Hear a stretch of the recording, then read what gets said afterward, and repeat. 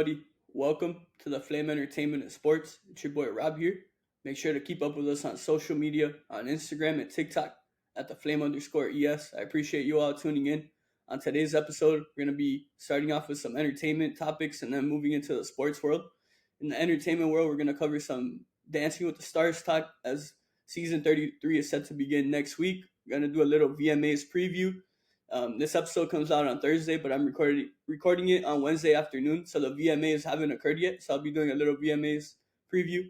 Then we'll be getting into some Happy Gilmore talk as some new people have been added to Happy Gilmore 2 cast. And then we're gonna move into the sports world where we'll do a little, week one recap on a couple of games that stood out to me, including the Dolphins' nail-biting victory over the Jaguars, and then we will move on and finish off the sports segment with some week 2 previews, including a preview of Thursday night football between the Bills and Dolphins live from Hard Rock Stadium here in Miami. I hope you guys enjoy. Let's get into it. All right, guys. So first off, we're going to start off in the entertainment world with some VMAs talk. I'm recording this, as I said in the intro, on Wednesday afternoon, and the VMAs are tonight. So next week, I'll be, doing a little recap as to what occurred in the award show. I wanted to give you guys, a little rundown as to what will be occurring tonight in the VMAs. So a couple performers. I'll name all the performers for you guys. So we have Anita, Benson Boone. Oh, Benson Boone. Okay, yeah, I remember he opened up for Taylor Swift in one of the Eras Tour shows. Camila Cabello, of course, Chaperone, Eminem, Glorilla, Halsey, Jesse Murph, Karol G, Lenny Kravitz, Le Seraphim, Lisa, LL Cool J, Meg Thee Stallion, Raul Alejandro, Sabrina Carpenter, Shawn Mendes, and Teddy Swims. And then I got a little thing here that a couple of the performances will feature some other acts. So Anita will be performing with Fat Joe and DJ Khaled, and Lenny Kravitz will be performing with Quavo. And then now, so the Video Vanguard Award is an award handed out, every year to basically a legend, right, of the music world. And this year's recipient will be Katy Perry. So that's pretty cool. She's, officially back in music after some time off. So that should be cool to see Katy Perry at the VMAs receiving that award. Then some of the presenters tonight will be Addison Rae, Alessandra Ambrosio, Amelia D. Moldenberg, Big Sean, Busta Rhymes, Cyndi Lauper, Damiano David, Donna, DJ Khaled, Fat Joe, Flavor Flav, French Montana, Holly Bailey, Jordan Childs, Lil Nas X, Miranda Lambert, Naomi Scott, Paris Hilton, Sasha Colby, Suki Waterhouse, Dalia, and Tanashi. So yeah, I just wanted to give a little rundown as as to who's performing and who's presenting at the VMAs. Other than that, for those of you who listened to our episode last week, I have a big time prediction for the VMAs tonight. I said it last week, but I'll say it again, just in case for those of you who didn't hear. I believe that Sabrina Carpenter and Chaperone will be recreating that iconic kiss from all those years ago between Britney Spears and Madonna on the VMA stage.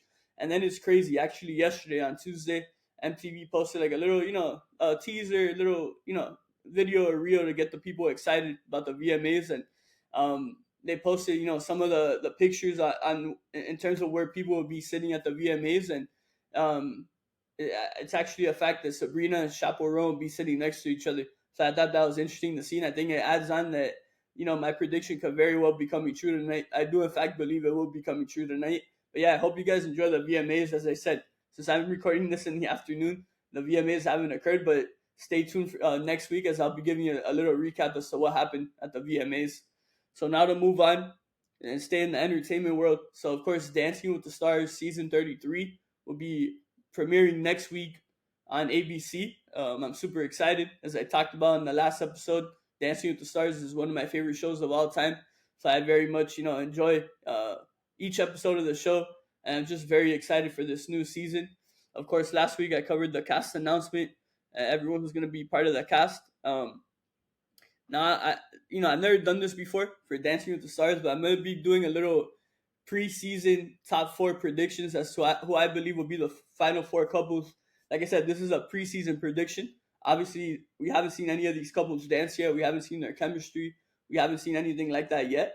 So this is a preseason prediction for the final four couples on season 33 of Dancing with the Stars. So I have to start you off. Let me get it open. I have Steven and Riley. Of course, Steven, the breakdancing Olympian, and Riley, the dancing sensation. Then I have Danny Amendola, the Super Bowl champion, and Whitney Carson, the Dancing with the Stars champion, who's returning to the ballroom floor. Then we have Dwight Howard, the NBA champion, who's paired up with Daniela Karagach, who is basically every year in the finals. And then the fourth and final couple I have as part of my preseason predictions, final four couples of Dancing with the Stars season 33. The Bachelorette Jen Tran and her partner Sasha Farber. And by the way, shout out to Sasha. He followed us on Instagram, and I was super excited to see that. He's the first pro from Dancing with the Stars to follow us. And if you haven't followed us already, make sure to go do that. We're on Instagram at @theflame_ES. And if you're on TikTok, we also go by that same handle, @theflame_ES. So once again, shout out to Sasha for the Farber. It was super exciting, like I said. So yeah, and now I want to give you a little thing. I've never actually looked into this. I never knew there was actually betting odds on Dancing with the Stars, but this is on BetUS.com. The odds right now for season 33 of Dancing with the Stars. So the favorites right now are Steven and Riley at +350, followed by Joey and Jenna at +450, and then the biggest underdogs in the competition right now are Reginald Val Johnson and Emma Slater at +2,500, and right above them is Anna Delvey and Ezra Sosa at +2,000. So yeah, I just wanted to kind of get into that. I think it's kind of interesting. So in terms of my top four, for the predictions I just did. So I had Steven in there, Steven and Riley, they're number ones in Vegas. I had Dwight and Daniela, they're number three in Vegas. I had Danny and Whitney, they're number four in Vegas. And I had Jen and Sasha, and they're number six in Vegas. So, four of my couples are in the top six in the Vegas odds. So I think that's pretty good when you think about it. And yeah, so for any of those out there who, are interested in putting a bet on Dancing with the Stars on the winner for season 33, like I said, these odds are from BetUS. I'm sure there's other websites out there that might have different odds or the same odds. I'm not really sure. I really only looked at BetUS, but I thought it would just be interesting to mention on here. And make sure, to stay tuned for the season 33 premiere of Dancing with the Stars coming to you next Tuesday night live on ABC at 8 p.m. Eastern Time. Super excited and can't wait to recap it next week. So now, our final topic for today's show in the entertainment space, we have a casting announcement for Happy Gilmore Part 2. On last week's episode, I believe I talked about, Travis Kelce, joining the cast of Happy Gilmore 2, along with Adam Sandler and Nick Swartzen. And now it came out on Tuesday, actually, that Bad Bunny, the Spanish singer, big time Spanish singer, he'll be part of Happy Gilmore 2. And two original stars of Happy Gilmore will be reprising their roles in this sequel to the legendary hit by Adam Sandler. We have Christopher McDonald, who of course played basically, the villain of Happy Gilmore, and then Julie Bowen, who played the love interest of Happy Gilmore in the original movie. Of course, Julie, you know her from Modern Family. I think she was amazing in that, and I think everyone loves her in Modern Family. So I think it was super cool, to hear that these two original stars, right, are returning for the sequel so many years later to join Adam Sandler. And then you think of the new additions, and it's super excited. It's super exciting. I mean, you have, of course, Travis Kelce, like I said, but you also have Nick Swartzen, who, of course, is in a bunch of Adam Sandler movies. He has a bunch of iconic roles in the Sandler universe, whatever you want to call it. Howie in the Benchwarmers. He plays Dolph in Just Go With It. He's in a lot of Adam Sandler movies, and he always does a tremendous job. Another person who's going to be part of this cast is Benny Safdie, who's really known for his directing, not for his acting. Adam Sandler's collaborated with him a lot in the past couple years. Ever since Sandler really joined Netflix, him and Safdie have grown close together, and Safdie's going to have a role in Happy Gilmore too, so that should be pretty cool as well for someone who's really a director, And so I mean, that's pretty much the cast announcement for Happy Gilmore 2. But I hope you guys enjoyed this entertainment section of the show. Now we're going to move on to the sports world and cover some NFL football for you all. As obviously, week one came to a close. The season's underway, and we have week two coming to us tonight, if you're listening to this on Thursday, tonight, as we have the Miami Dolphins hosting the Buffalo Bills. So now let's get into it. So NFL Week 1 recap. I want to start off with my Miami Dolphins as we picked up a nail-biting 20-17 victory over in-state rivals, the Jacksonville Jaguars, as Jason Sanders sends the Dolphins home with a game-winning 51-yard field goal to save the day and give the Dolphins their first victory of the season. So a couple of notes I have written down that I wanted to emphasize on here. So the game started off, in terms of the Dolphins, it started off sloppy. The offense was very sloppy in the first half. I think the main cause of that was due to the team not being able to establish a running game.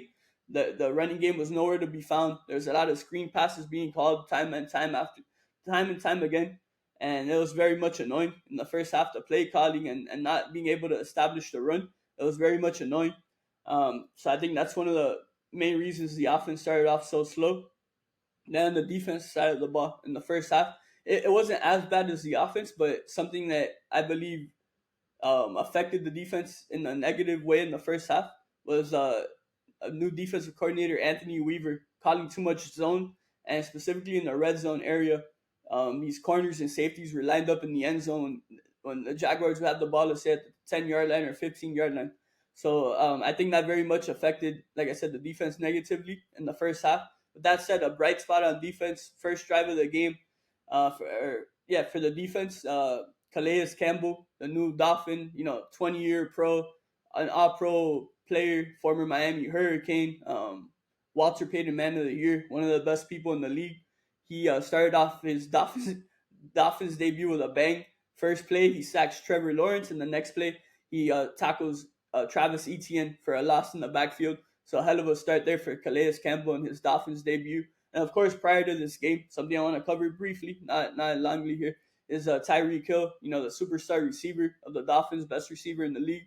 And, right before the game, as he was pulling into the stadium, he was stopped for speeding. He gave the officer, his license. Then he put his car window up. The officer got pissed off. He opened the car door. He basically slammed Tyreek to the ground. It was a whole mess. I'm sure if you're hearing this or listening to this, I'm sure you've seen the body cam footage as it since has been released. I believe, it was released on Monday night actually. That was a tricky situation. It was just it sucked all around. But yeah, that's kind of all I want to talk about with that situation. So at the half of this game, the Jaguars were leading the Dolphins 17-3. Like I said, a lot of it was the Dolphins, beating ourselves. Like the Jaguars were, they did good enough. They're the team with the less mistakes, I would say, right? At halftime, they took a 17-3 lead, and then thankfully for the Dolphins in the second half, I want to shout out new defensive coordinator Anthony Weaver as he was able to make tremendous adjustments on defense. He allowed the corners to play more man-to-man coverage. He slowed down the Jaguars' running game as well. And it looked like a whole completely different unit from one half to the other. And I think most of that is due to Anthony Weaver's ability to adjust. And that's super impressive for a guy making his defensive coordinating debut with this team. I thought that was a very positive thing to see. And to see him do it from day one, I think speaks volumes as to how prepared, professional, and well qualified he is for his role as the defensive coordinator of the Miami Dolphins. Some other things on offense, we were finally able to establish the run game. Devon Achane had some pretty nice runs. Jeff Wilson ended the game with some pretty crucial runs on that final drive. And that running game led to Tua and the offense being able to do some great deep passes, including multiple passes to Jalen Waddle. He was one of the momentum starters. And then, of course, that 80-yard touchdown pass to Tyreek Hill.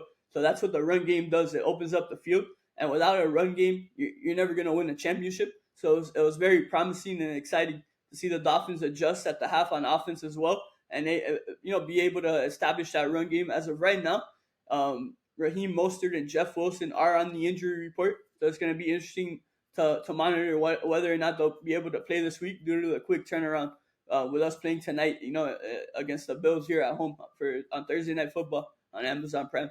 So it's going to look like maybe Jeff Wilson could potentially have a lot more playing time and carries, which I love. I'm a huge Jeff Wilson fan and believer. I think he did a hell of a job on that final drive, like I said. And then Jalen Wright, right, the rookie out of Tennessee who we drafted. He was inactive for this first game against Jacksonville. I believe if HN or Mostert are out tomorrow, one or the other, I think Wright will be active for his first, NFL game, and I think he'll do a hell of a job. He's one of my biggest sleepers in the whole NFL this year. I think he's gonna provide a tremendous boost for this Dolphins offense. So it's gonna be interesting to see who's available at the running back position for the game against the Bills. And then a couple other things I wanted to mention. I want to shout out a guy who, in my opinion, he joined the Dolphins last season. This was his best game overall as a member of the Dolphins. I've been heavily critical of this guy, but he was completely elite, and that is our punter, Jake Bailey. He had 3 punts inside the 20-yard line, nailing the Jaguars deep in their own territory, and he just did a tremendous job. He looked like a different guy out there, and I hope this is a confidence booster for Jake Bailey going forward. And then staying in special teams, as I said in the beginning of this, Jason Sanders, he had the game-winning kick, 51-yarder, last play of the game to lead the Dolphins to the victory. He did have a missed field goal earlier in the game, so it was great to see him make up for it and take the Dolphins home with a win. I see some other things I wrote down here. So now a little preview for this Thursday night football game as the Dolphins host their AFC East division rivals, the Buffalo Bills. I think the Dolphins, in order to get a victory against this great Bills team, you're going to have to establish the run from the get-go. It can't be a catch-up type of game like it was with Jacksonville. Buffalo is too good for that. They're too experienced. And, I think, we're going to have to establish the run game from the get-go. And then, you're going to have to stop Josh Allen, who's coming off a 4-touchdown game in the Bills win against the Arizona Cardinals. A couple keys to victory. Like I said, the run game, of course, and then the ability to have a spy on Josh Allen. I think that's going to come a long way this season. Obviously, the Bills, you could call it, they've owned the Dolphins for the last five seasons. 3 seasons with Brian Flores. We went winless against the Bills. Then this is year 3 of Mike McDaniel. In the first 2 seasons, we've only won 1 game against the Bills. That was McDaniel's second game overall 2 years ago. And we beat the Buffalo Bills here at home. And it was exciting, right? But then, they got our number once again the following game that season. And last year, they got our number multiple times, including that final regular season game here at home, Sunday Night Football, where they won the division and knocked us back into a wild card. So, the Bills have been our biggest monkey. They've been our biggest kryptonite. They've been the biggest thing in our way that we haven't been able to go over. But I'm confident this year that this team is different and that the Miami Dolphins are going to show the world that the AFC East now belongs here in Miami to the Dolphins. And one of the biggest reasons I feel that is because of the improved linebacking core by bringing in Jordan Brooks from the Seahawks, by bringing in Anthony Walker from the Cleveland Browns, and adding them alongside Duke Riley and David Long. I believe these 4 men have the speed, the athleticism, and most importantly, the intelligence to keep up with Josh Allen and not let him beat you with his legs, which he, of course, has done throughout his whole career, including last week against the Arizona Cardinals, when he had a tremendous clutch touchdown run. So, now to cover some other games in week 1 that stood out to me. So that Chiefs-Ravens game, the kickoff game of the season, that game to me, it goes to Steve Spagnuolo, once again, the defensive coordinator of the Chiefs. He's the best at what he does, and he's just so consistent. He knows exactly how to adjust. He at the end of the game, he made Lamar and the Ravens try to beat him and the Chiefs through the passing game. Unfortunately for the Ravens, that didn't work out well. On that final drive, Lamar Jackson had multiple opportunities. He had multiple wide receivers open in the end zone to tie that game and send it into overtime. He missed multiple guys, and it is what it is. I think that game goes to Spagnuolo. I think he was the MVP. Then, of course, Patrick Mahomes, as always, was incredible. He was, giving that Mahomes magic as always. Some other notes I wrote down here. Of course, I already talked about Lamar being inaccurate and all that. Travis Kelce, it wasn't a big day for him in the receiving department, but he did play a huge role in the run game. He was a tremendous blocker, including one of those Pacheco touchdowns. He provided tremendous blocking. And speaking of the running game and Pacheco is an absolute beast as always. I'm a huge Isaiah Pacheco fan. He put down that hammer multiple times on the Ravens defenders, broke multiple tackles, and contributed greatly in the Chiefs' win. Some other things, okay, the receiving core looked much improved already for the Chiefs, and that's without newly acquired Hollywood Brown. Rashee Rice looked like a superstar. We already saw that last year in his rookie year. He just kept getting better and better, and his and Mahomes' chemistry from day one has been incredible. But this game specifically, I think he kind of showed the league like, hey, I'm the real deal. I'm taking the steps to be a superstar wide out in this league. Another wideout to talk about, Xavier Worthy, the first round pick of the Chiefs, 2 touchdowns in his pro debut. His speed and quickness were on full display on national TV, and it was just incredible to watch. Some other games I want to talk about from week one. The Sunday night football matchup between the Lions and Rams was absolutely incredible.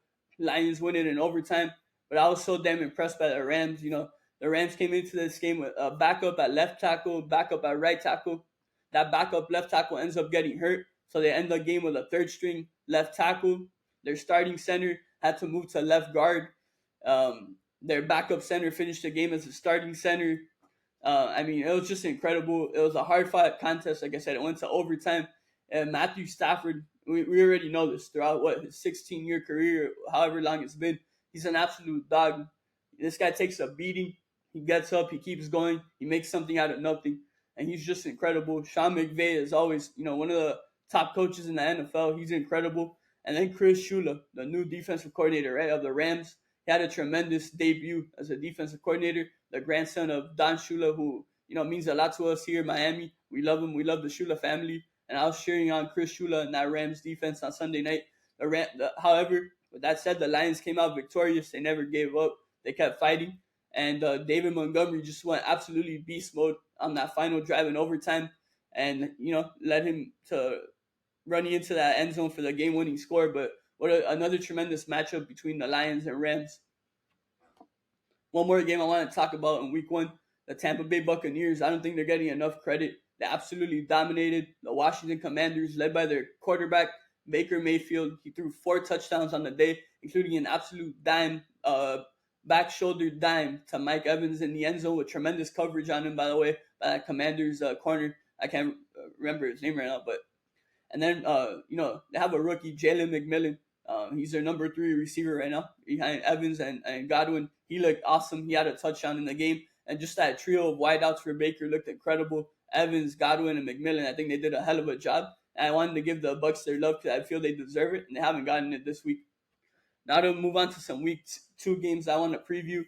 So the Bengals and Chiefs, they play Sunday at 4:25 on CBS at Arrowhead in KC. The Bengals coming off a week 1 loss versus Gerard Mayo, Jacoby Brissett, and the New England Patriots. They're going to look to bounce back. I believe a big key for them is that they're going to have to establish the run game from the get-go with that duo of Chase Brown and Zach Moss. Unfortunately, though, for them, I do believe that Steve Spagnuolo, he'll be ready to go. And I think the Chiefs are going to come out on top. And I once again believe Spagnuolo is going to be one of the main reasons that the Chiefs pick up another victory. Another game I want to talk about, go back to the Buccaneers, and the Lions, actually. So the Bucs and Lions, another playoff rematch. I think the Bucs are going to take this game in Detroit. Right now, at least here in the Hard Rock Bet app here in South Florida, the Buccaneers are underdog by 7 points. Obviously, it's not like a gambling podcast or anything like that, but I would very much look at that. I think the Bucs are being very underappreciated right now. Not taking anything away from the Lions. They did a hell of a job, and they got that hard-fought victory over the Rams, right? But I just believe this is going to be another game of that feel, of that Sunday night football matchup between the Lions and Rams. I think this Bucs-Lions game, 1 o'clock Sunday, is going to be the same thing. But I do believe the Bucs will come out on top. I think the Bucs passing game, led by Mayfield and that receiving trio, I think they're going to destroy the pass defense of the Lions. And I think it's going to be a huge game for Bucs running back Rachaad White. I believe he finishes this game with at least 2 touchdowns.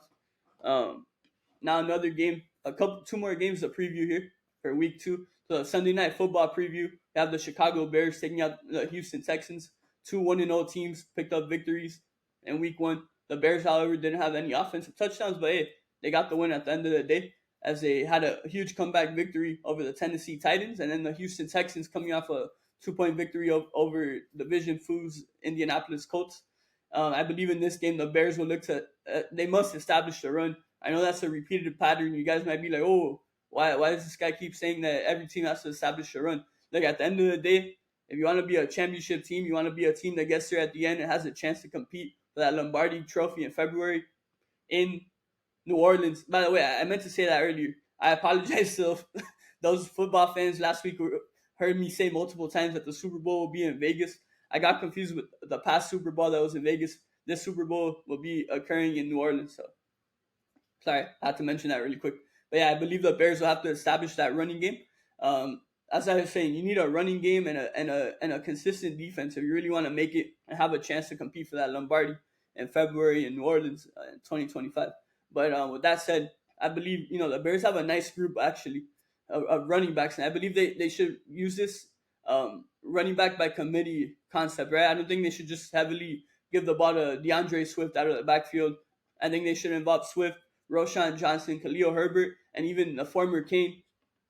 Go Canes 2-0. But Travis Homer, you could even involve him on third down situations. He's good out of the backfield as a pass catcher. But I think that trio specifically of Swift, Herbert, and Roshan Johnson will do wonders if the Bears are able to establish that running game against this Houston Texans defense. And I think the Texans will look to start faster in this one.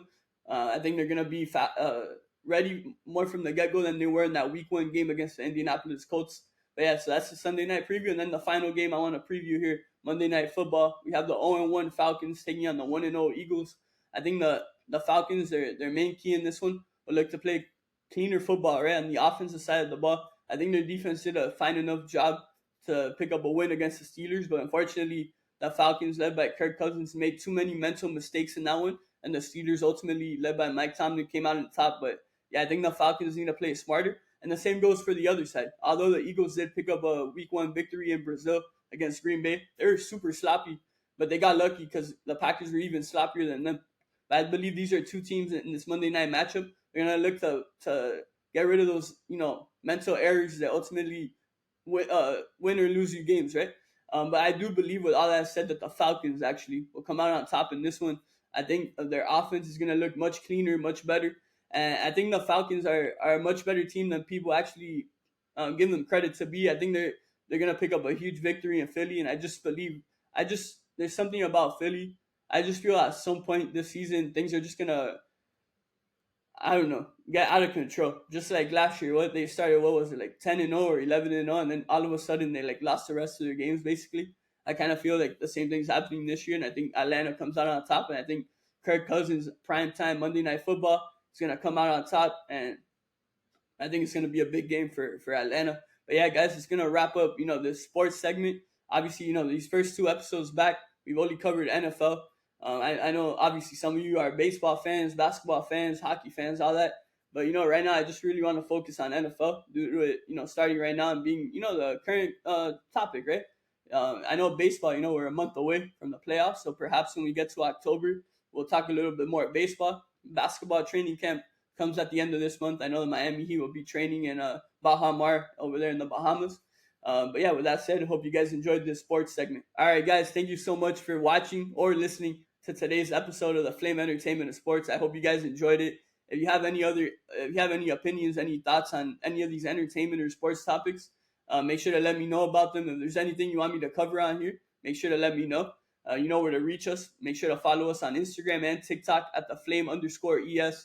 I appreciate you all tuning in. Shout out to everyone out there. Hope everyone's staying safe and healthy. Until next time, everybody, take care.